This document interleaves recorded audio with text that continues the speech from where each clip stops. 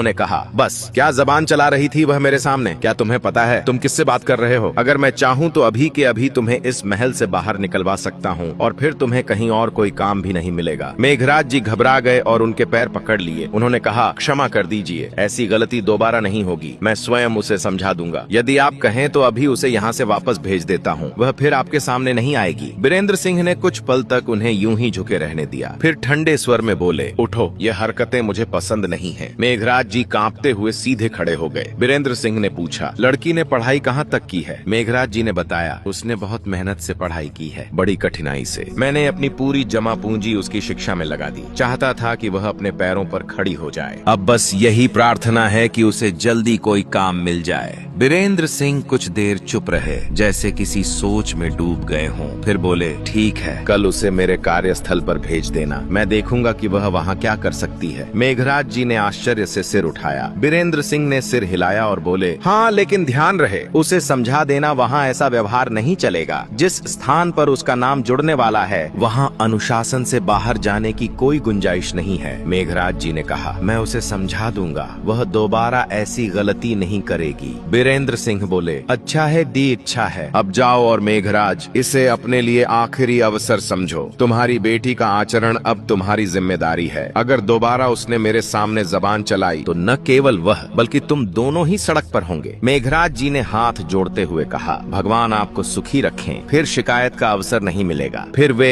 विनम्रता से झुककर धीरे धीरे पीछे हटते हुए दरवाजे की ओर बढ़ गए। दरवाजा बंद होने के बाद बीरेंद्र सिंह कुछ देर मौन खड़े रहे। सुनैना शीशे के सामने खड़ी थी, बाल बंधे हुए, साधारण दुपट्टा ओढ़े, लेकिन चेहरे पर गुस्से की कठोरता साफ झलक रही थी। उसने कहा कि उसे यह समझ नहीं आता कि उन्होंने ऐसा क्यों किया। वह पलटी तो उसके स्वर में भरा हुआ रोष साफ महसूस हुआ। किसने कहा था आपसे कि उस आदमी से मेरे लिए काम मांगे? मैं उसके साथ एक पल भी नहीं रह सकती। उसकी शक्ल तक मुझे अच्छी नहीं लगती। मेघराज जी ने उसे शांत करते हुए कहा, बेटी, तुझे हालात की समझ नहीं है। दुनिया उतनी आसान नहीं होती जितनी दिखती है। सुनैना ने तिख हंसी हंसते हुए कहा, अगर रोजी रोटी ऐसे लोगों के आगे सिर झुकाने से मिलती है तो ऐसी रोजी मुझे नहीं चाहिए। मैं जानती हूँ वह किस तरह बोलता है, उसके चेहरे से घमंड झलकता है। मैं वहाँ जाकर क्या करूँगी? हर दिन उसके आदेश सुनती रहूं? मेघराज जी ने गहरी सांस ली। उन्होंने कहा, सुनैना, वह बुरा इंसान नहीं है, बस स्वभाव से कठोर है। असल में दिल का अच्छा है, हर व्यक्ति की चिंता करता है। उसके पास अपने रिश्ते नहीं हैं, इसलिए वह इतना सख्त है, वरना वह हर किसी के साथ दयालु व्यवहार करता है। माने या न माने, वे बोले, यहाँ मुझे 10 साल हो गए काम करते हुए, लेकिन कभी ऐसा दिन नहीं आया जब मुझे अपनी नौकरी की चिंता हुई हो। जब भी पैसों की जरूरत पड़ी, उसी ने मदद की। हर नौकर को वह अपना परिवार समझता है, कभी किसी के साथ बुरा नहीं किया। हाँ, गुस्से का तेज जरूर है पाओ,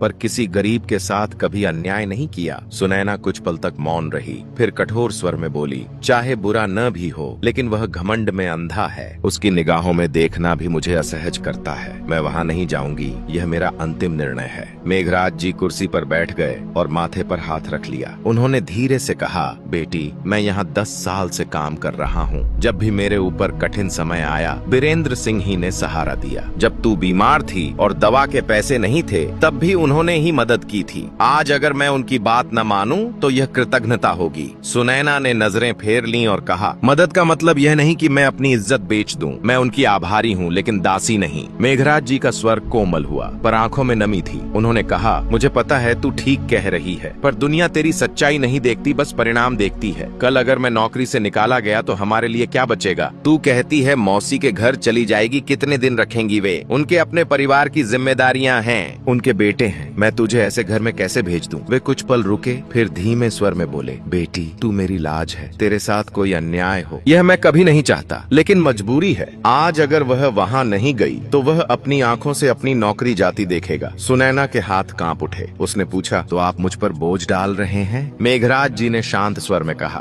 बोझ नहीं बेटी, तू मेरी आशा है। मैं बस इतना चाहता हूँ कि तू एक दिन अपने पैरों पर खड़ी हो जाए। यह काम तुझे किसी के आगे झुकाने के लिए नहीं, बल्कि खुद को साबित करने के लिए दिया जा रहा है। सुनैना ने चुपचाप अपने दुपट्टे के पल्लू को उंगलियों में लपेट लिया। उसने धीरे से कहा, लेकिन अगर वह फिर वही बोलने का ढंग, वही व्यवहार अपनाए तो मैं सह नहीं पाऊंगी। मेघराज जी ने धीमे स्वर में कहा, वह तेरे साथ वैसा नहीं करेगा। मैंने खुद उससे बात की है। उसने कहा है कि उसे भेज दो। उसके चेहरे पर गुस्सा नहीं था, सोच थी। शायद वह तुझे परखना चाहता हो। सुनैना ने हल्की सी थकी मुस्कान के साथ कहा, शायद मैं उसकी परीक्षा में असफल हो चुकी हूँ। मेघराज जी खड़े हुए और उसके कंधे पर हाथ रखकर बोले, नहीं बेटी, तेरी सच्चाई ने उसे मौन कर दिया है। अब समय आ गया है कि तू अपना कौशल दिखाए। तूने बहुत पढ़ाई की है, वही तेरी असली पूंजी है।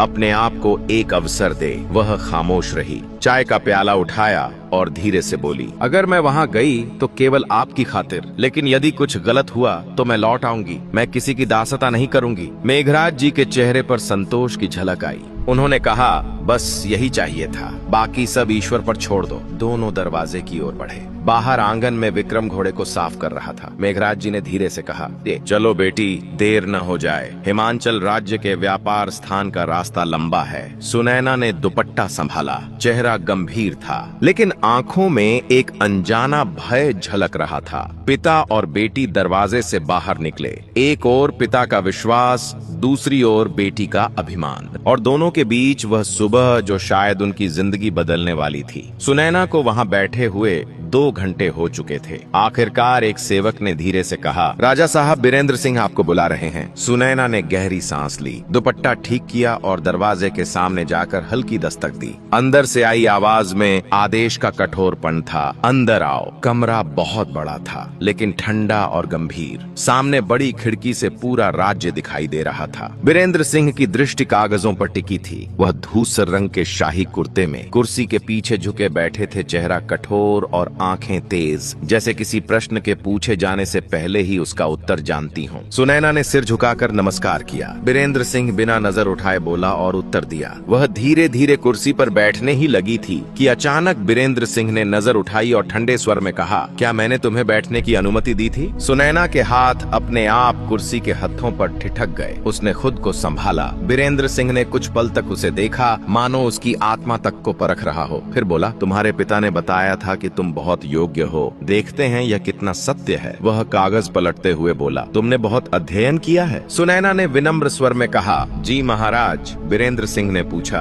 तुम्हारे विचार में व्यापार का सबसे बड़ा प्रश्न क्या है? सुनैना ने कुछ क्षण सोचकर उत्तर दिया, महाराज, यह नाप तौल का नहीं, विश्वास का विषय है। लोग पैकिंग पर भरोसा कर लेते हैं, पर स्वाद बदलता रहता है। जो व्यापारी स्थिरता बनाए रखे वही बाजार में टिकता है। बीरेंद्र सिंह ने हल्का सा भौं ऊंचा किया। रोचक, उसने कहा। अधिकतर लोग कीमत या नाम की बात करते हैं, और तुमने विश्वास कहा? सुनैना बोली, क्योंकि नाम बनने से पहले विश्वास जीतना पड़ता है। बीरेंद्र सिंह के चेहरे पर हल्की ठंडी मुस्कान आई। अच्छी बात कही, तारो वह बोला, पर यहाँ बातें सुनने के लिए नहीं, काम करने के लिए लोग रखे जाते हैं। सुनैना ने स्पष्ट स्वर में कहा, कार्य के मैदान में मेरी बात ही मेरा अस्त्र है। बीरेंद्र सिंह के होठों पर हल्का व्यंग्य उभरा। काफी आत्मविश्वास है तुम में। उम्मीद है यह यहाँ के नियमों से बड़ा नहीं होगा। सुनैना ने शांत स्वर में कहा, विश्वास कभी नियम तोड़ने नहीं देता। बीरेंद्र सिंह एक पल तक उसे घूरता रहा, फिर कागज बंद करके कुर्सी के हत्थे पर हाथ रखा। वह बोला, तुम्हारी वेतन 300 चांदी के सिक्कों से शुरू होगी। सुनैना ने कहा, मैं सहमत हूँ। बीरेंद्र सिंह हल्के से मुस्कुराया, इतनी जल्दी? बिना सोचे समझे? लोग तो इस पर लंबी बहस किया करते हैं। सुनैना ने शांत भाव से उत्तर दिया, मैं बहस तब करती हूँ जब सामने वाले की नीयत पर संदेह हो। कुछ पल के लिए कमरे में निस्तब्धता छा गई। फिर बीरेंद्र सिंह ने धीरे से कागज उसकी ओर बढ़ाते हुए कहा, तुम कल से आरंभ कर सकती हो। सुनैना ने नजर उठाई और दृढ़ स्वर में कहा, जैसी आपकी आज्ञा। मुझे अपने आप पर विश्वास है कि मैं गलती नहीं करूंगी। बीरेंद्र सिंह ने ठंडे स्वर में कहा, इसे शिष्टाचार नहीं आता क्या? नमस्कार करना भूल गई है क्या? उसका नमस्कार न करना उसे भीतर तक चुभ गया था। सुनैना ने नजरें उठाई, चेहरे पर भय का नामो निशान नहीं था। वह दृढ़ स्वर में बोली, नमस्कार उन लोगों को किया जाता है जिनसे संबंध हो। मैं परायों से कोई संबंध नहीं रखना चाहती और न ही नमस्कार करना आवश्यक समझती हूँ। बीरेंद्र सिंह उसे यूं ही जाने दे, यह संभव ही नहीं था। मेघराज जी घबरा गए। उन्होंने कहा, सुनैना, यह कैसी बातें कर रही हो? नमस्कार करो बेटी। वह अपनी बेटी के स्वभाव से भली भांति परिचित थे। सामने वाला कोई सामान्य व्यक्ति नहीं था, इसलिए वह उसे अपने वश में रखना चाहता था वह लड़की जो उसके सामने अपना संयम खो देती थी और जो मन में आता था बेहिचक कह देती थी। सुनैना अपनी जगह अडिग खड़ी रही। उसने दृढ़ स्वर में कहा, मैंने कह दिया ना, नहीं करूंगी नमस्कार। मेरे ईश्वर ने मुझे परायों को नमस्कार करने का आदेश नहीं दिया तो आप भी उस पर जोर मत डालिए। वह भीतर जाने को मुड़ी ही थी कि बीरेंद्र सिंह के चेहरे पर कठोरता उतर आई। वह गरजे, मेघराज, अगर यह लड़की अंदर गई ना तो कल सुबह से तुम इस महल के बाहर खड़े नजर आओगे। बीरेंद्र सिंह को वह लड़की किसी अनजाने कारण से हर बार भीतर तक झकझोर देती थी। जब से वह आई थी मेघराज वह पहला नौकर बन गया था जिसे बार बार उसी की वजह से अपमान सहना पड़ रहा था। मेघराज जी का चेहरा पीला पड़ गया। उन्होंने तुरंत सुनैना का हाथ पकड़ लिया। आंखों में विनती झलक रही थी। उन्होंने कहा, बेटी एक बार उनकी बात मान ले। उन्हें अपनी नौकरी और अपने स्वामी दोनों अत्यंत प्रिय थे। सुनैना ने एक पल अपने पिता की ओर देखा, फिर धीरे से सिर झुका लिया। वह ठहर गई पर अपनी भींची मुट्ठियां ढीली नहीं की। बीरेंद्र सिंह ने आगे बढ़ते हुए कहा, अब तुम जाओ मेघराज, मुझे इस लड़की से अकेले में बात करनी है। मेघराज जी ने झुककर कहा, जैसा आप कहें, और धीरे से भीतर चले गए। बीरेंद्र सिंह के स्वभाव और उसकी नीयत से वे भली भांति परिचित थे, फिर भी बेटी के मामले में उस पर भरोसा कर गए। अब कमरे में केवल सुनैना और बीरेंद्र सिंह आमने सामने थे। खामोशी भारी थी, जैसे दीवारों ने भी सुनने के लिए कान उगा लिए हों। बीरेंद्र सिंह बोला, बहुत घमंड है ना तुझ में? याद रखना, एक दिन तेरी यह अकड़ मैं तोड़ दूंगा। तू अभी मुझे जानती नहीं है।